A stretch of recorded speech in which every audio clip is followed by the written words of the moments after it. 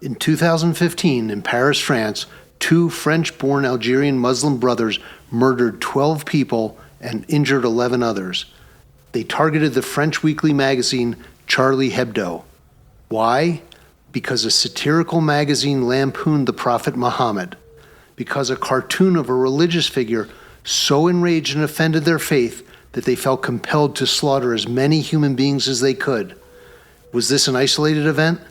The only time religious extremists rained down violence in the name of their God? Ask Salman Rushdie. Watch the movie Hotel Mumbai. Read up on ISIS in Iraq and Syria, the Taliban in Afghanistan, Al-Shabaab in Somalia, and Boko Haram in Nigeria. It's a blight on the world, and it makes things much, much worse.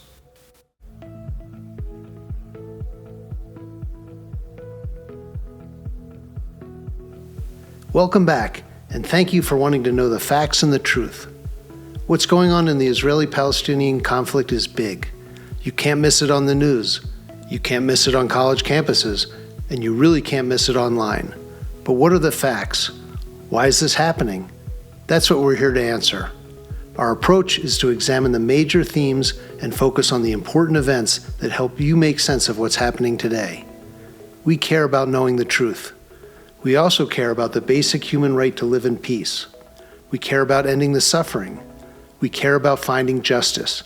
And we think you're here because you do too.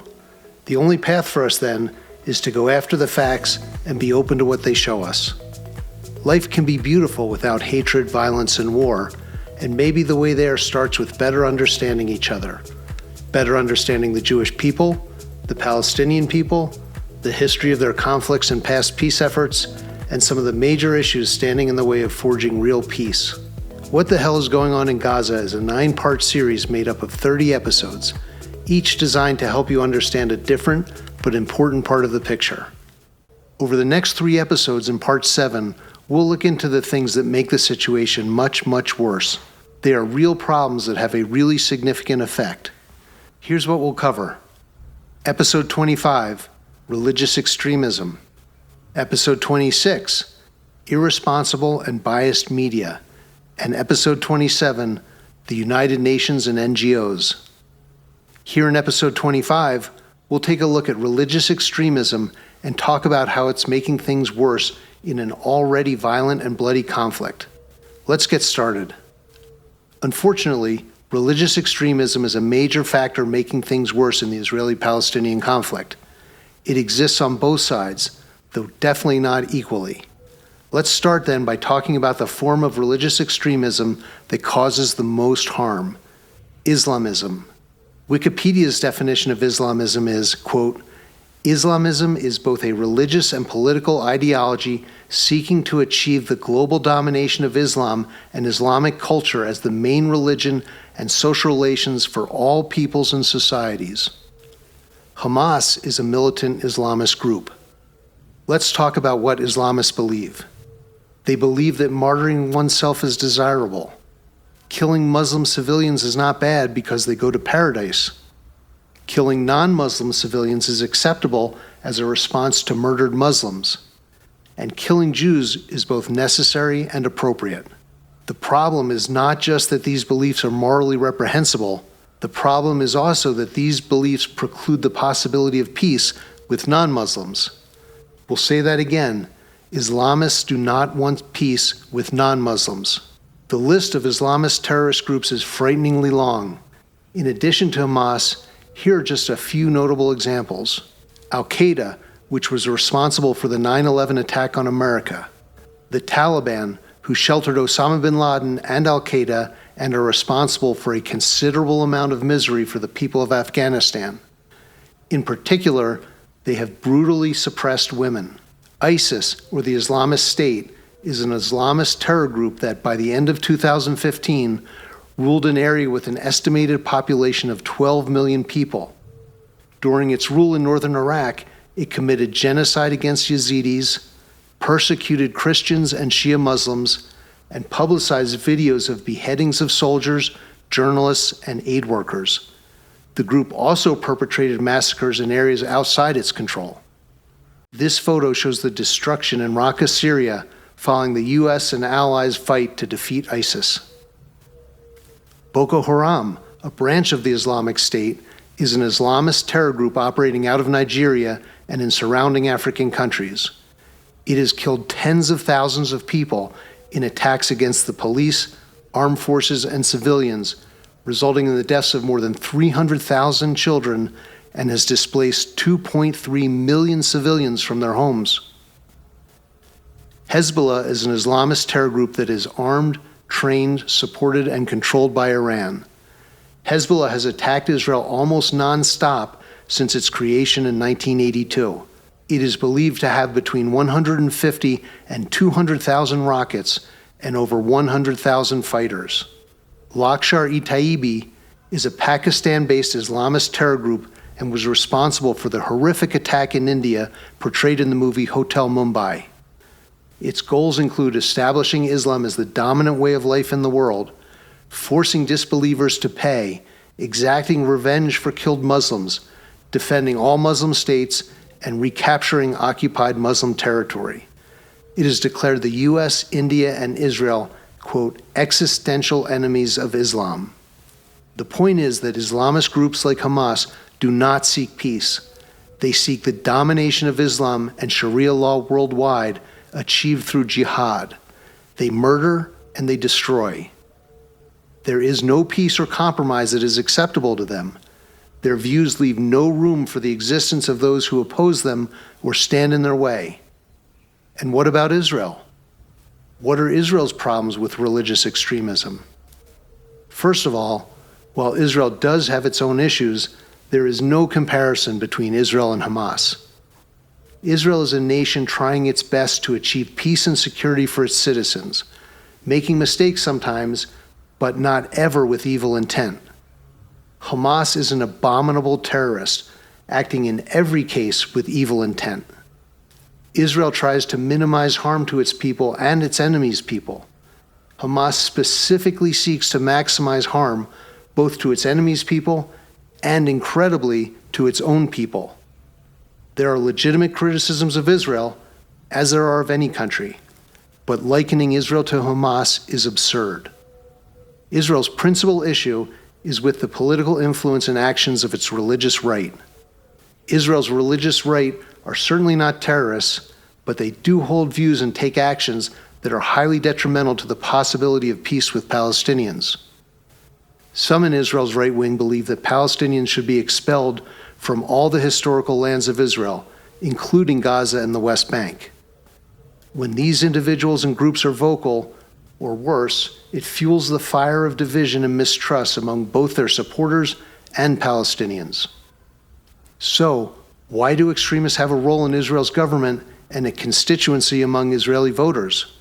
As terrorism and the relentless commitment to Israel's destruction by groups like Hamas have worn on, many Israelis have lost their hope for peaceful coexistence. Hamas, as well as Iran, Syria, Hezbollah, Palestinian Islamic Jihad, Islamic resistance in Iraq, the Houthis, and so many others don't just talk ceaselessly about destroying Israel, they attack over and over again. The bottom line is that the increased presence of religious extremists in Israel's current government reflects a discouraged electorate. A significant issue is the continued settlement of Israelis in the West Bank. According to Wikipedia, as of January 2023, there were 144 government-authorized Israeli settlements and an additional 100 unauthorized settlements, also called outposts, in the West Bank territory that has been held by Israel since the 1967 war. There are a smaller number of settlements in East Jerusalem and the Golan Heights as well.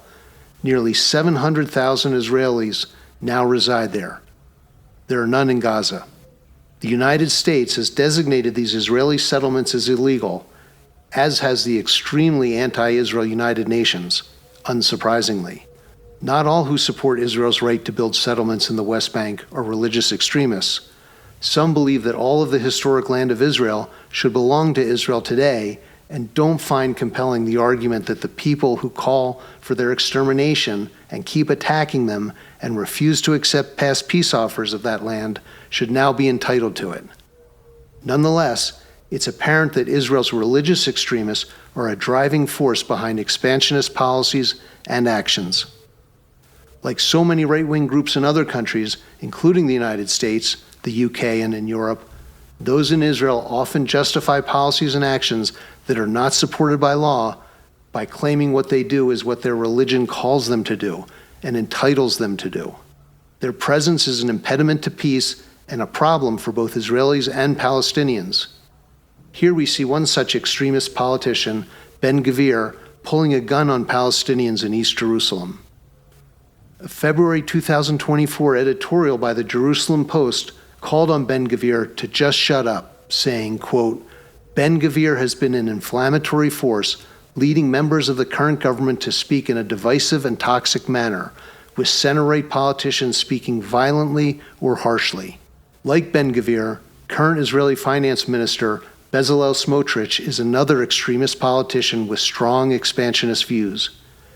Reuters quoted him in March 2024, saying, quote, while there are those in Israel and in the world who seek to undermine our right to Judea and Samaria and the country in general, we promote settlement through hard work and in a strategic manner all over the country. It's worth noting that many Israelis disagree intensely with these policies and have been protesting in historic numbers, filling the streets of Israeli cities. According to Haaretz, a leading Israeli newspaper, Smotrich again made outrageous and inflammatory comments, this time regarding Gaza.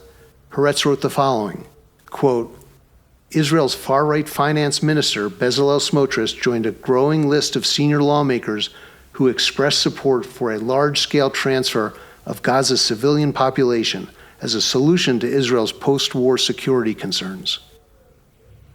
The point of reading these statements is not that it reflects Israeli government policy, let alone the views of a majority of Israelis, but that it shows there are extremist voices in Israel and even in the Israeli government that are undermining the possibility of peace and inflaming the mistrust Palestinians have for Israelis.